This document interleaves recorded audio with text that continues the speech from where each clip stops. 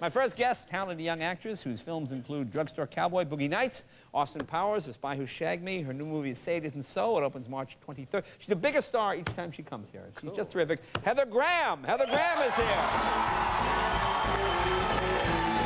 look at you. You look great. Wow, that's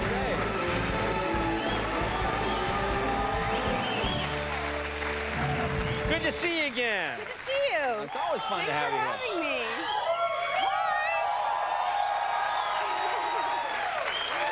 Everything good? I'm good, yeah. How are you? I'm very good. I'm very good. You know, we had, oh, I like that shirt. Thank you. And Mike, I have good pants, and my shoes are kind of cool, too. That's cool. Now, I like the big, giant, like, stone jewelry thing on the front there. It's hard to walk in them, though. Is it hard to walk? No, they're so pointed. It looks like... I know, they're pointy. It's hard being a girl.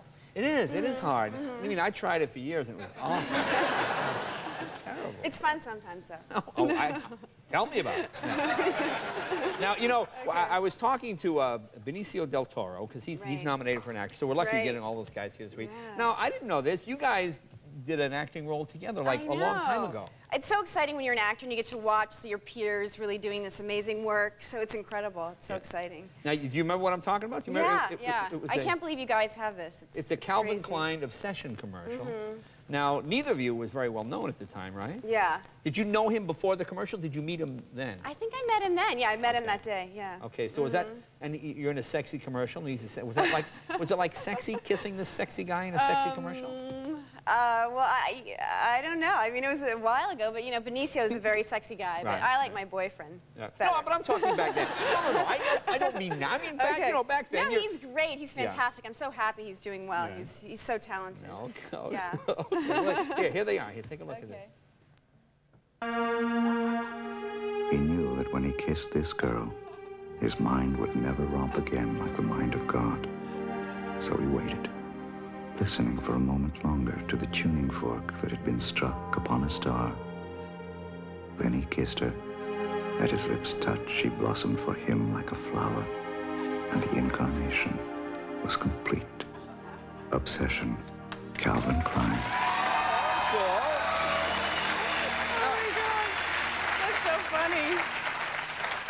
And what is that like? Is that like 2 weeks' work? How long does it take to do one? I think that was one day. Oh, really? It's so weird watching that. It's so pop weird. in, kiss the guy, you're out of there.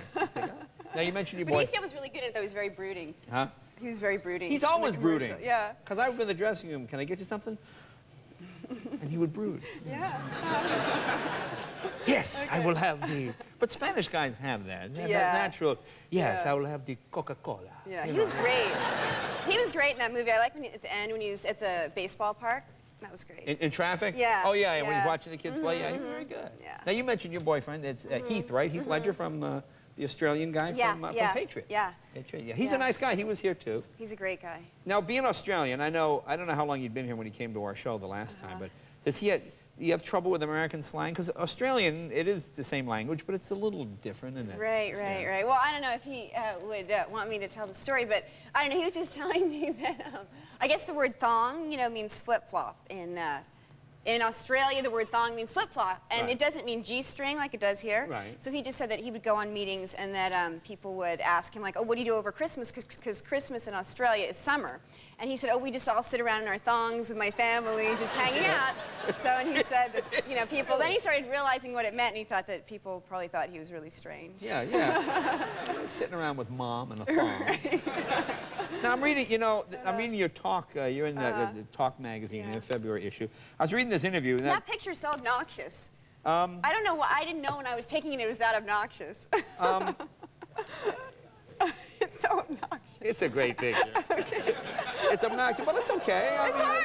You know, listen, when you have big boobs, you don't really know sometimes that they're, like, sticking out that much. Really? But I don't know. Yeah. Okay. You know, I was so focused on your eyes, I didn't even notice the shot. Okay. Well, I'm just reading this thing, and you know, the things you have to go through as an actress and an actor, it's just awful. And this story about your acting coach, can you tell that? Okay, well, first of all, when you do a magazine interview, they always print anything you say that's titillating, right? So you could be sitting there talking about, yes, I read these, you know, I read Dostoevsky, I do this, but then the titillating thing just is the thing that shows up in the magazine. Okay, so anyway, one time, I wasn't getting a lot of work, and my agents at the time said to me, oh, you should try a different acting teacher. And I had been going to the same acting teacher that I still go to now. And so I tried out this other guy, and he told me that before every scene that I should masturbate.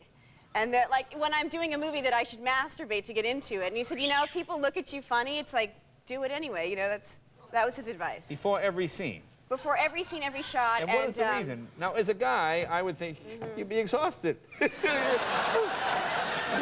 We're ready for your scene, Mr. Leno, huh? Oh, yeah. Oh. Yeah, it seemed like, maybe it's, maybe, I'm not,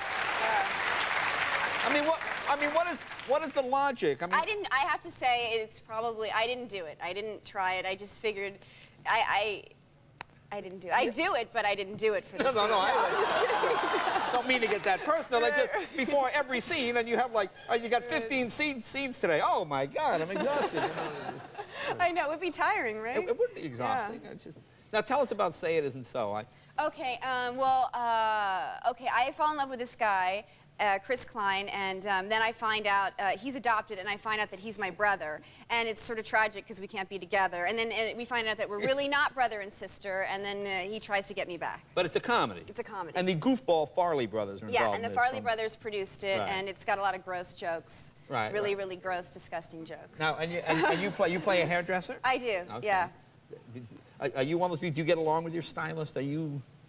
Oh, yeah, well, actually, the people that, my friends do my hair and makeup, Jill and Jamal, they're backstage, and they're my really good friends, right. Actually.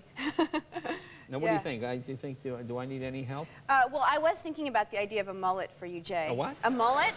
Because I was reading this book that a friend of mine had, it was all about mullets, and I thought maybe you should switch it up and wear a mullet. I'm not sure I know what a mullet is. Okay, well, it's like as if you have your hair now, but the back would be long. Oh, is that what that picture, is that what that was? I'm not supposed to see? What is it? All right, let me see. What is it? Oh, yeah, that looks better.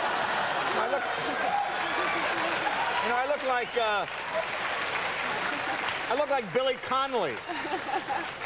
It's handsome. It's David Bowie. David Bowie, yeah. Oh, that's me. That's me. Well, here, let's see what's happening in this scene. This is you as the hairdresser. Okay, wait, I have to set this up. Okay. I am giving this guy, I'm giving Chris Klein a haircut, and I lost my cat. I'm looking for my cat, and I stab him with my scissors by accident. I'm giving him, like, the worst haircut ever. Right, here, let's take a look.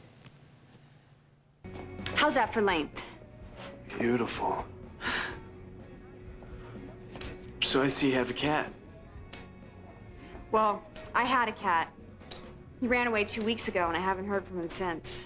Oh, he'll be back. You know cats. Had him since he was a pup, and I don't know what I'd do without my little Ringo. Ringo? Well, that must be a pretty popular name for a cat these days. It is? I work down at the animal shelter, and I just took in a cat yesterday named Ringo. Too bad this Ringo's missing a tail. That's my cat!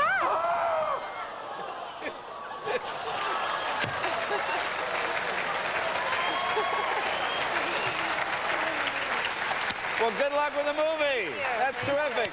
Heather Graham. Now, are you a wrestling fan? Do you follow? Oh, I love wrestling. It's really? like my favorite thing. Really? Well, Stone Cold is coming up. Cool. Heather Graham, thank you, Heather. Good luck. Be right back with Stone Cold Steve Austin right after this.